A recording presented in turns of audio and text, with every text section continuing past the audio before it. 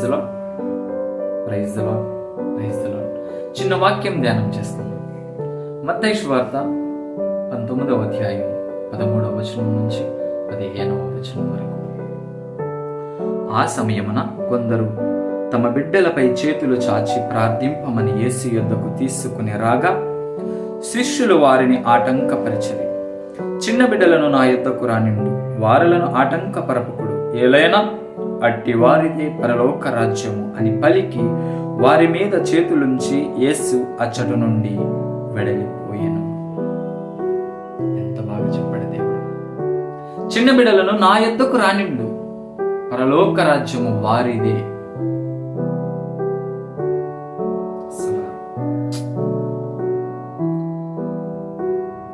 దేవుని బిడ్డలారా, మా సహోదరి సహోదరులారా, చిన్న బిడ్డలను మనం శ్రద్ధతో తల్లిదండ్రులను ఎంతమంది ఆలయానికి తీసుకువెళ్తున్నాం, ఎంతమంది మన బిడ్డలను వెంట పెట్టుకుని ప్రతి ఆదివారము క్రమం తప్పకుండా దేవాలయానికి వెళుతున్నాం. గమనించండి. నేను ఎందుకు చెప్తున్నానంటే చాలా బాధాకరమైన విషయం.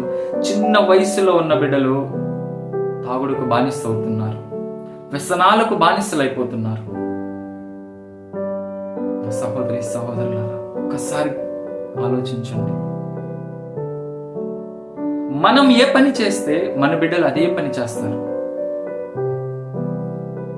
మనం చెడు దారిలో ఉన్నామా మనల్ని చూసే నేర్చుకుంటారు. ఎందుకంటే మొట్టమొదటి గురువులు తల్లిదండ్రులే బిడ్డలకు.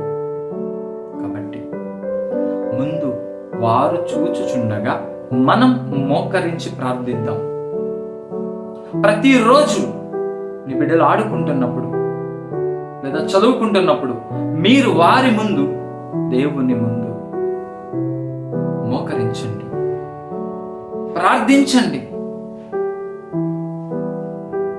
మీకు వీలైనంతసేపు మోకరించి ప్రార్థిస్తే ఆటోమేటిక్గా మిమ్మల్ని చూసి మీ బిడ్డలు కూడా దేవుని వైపు తిరగడానికి అవకాశం ఉంది.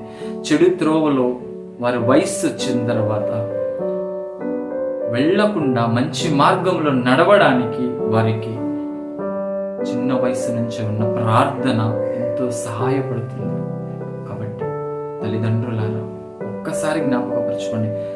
మన జీవితాలు ఎంత దైవకంగా ఉన్నాయో మన బిడ్డల జీవితాలు అంతకంటే దేవుడి దీవెనలతో నింపబడాలని కోరుకుందాం.